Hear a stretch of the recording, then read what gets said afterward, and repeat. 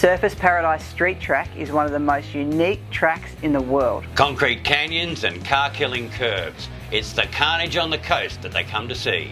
And hey, if you finish on the podium, they even give you a surfboard.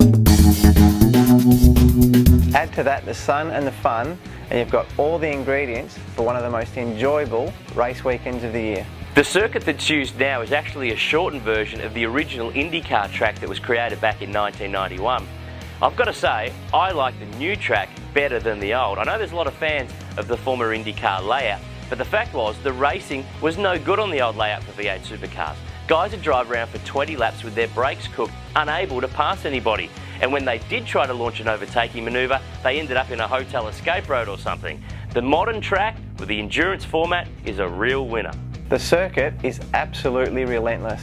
It's all about making sure you've still got a good car underneath you at the end of the race. I love street circuits, but I love this one in particular. If you turn up on a day and you're just a little bit behind it, forget about it. For sure you might end up in the fence, but if you don't, you're just going to be mediocre.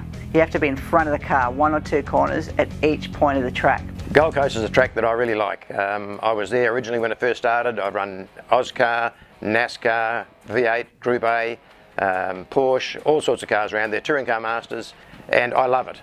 But I'm blowed if I know how they got those Indy cars around there, because it's very, very tight and very, very unforgiving.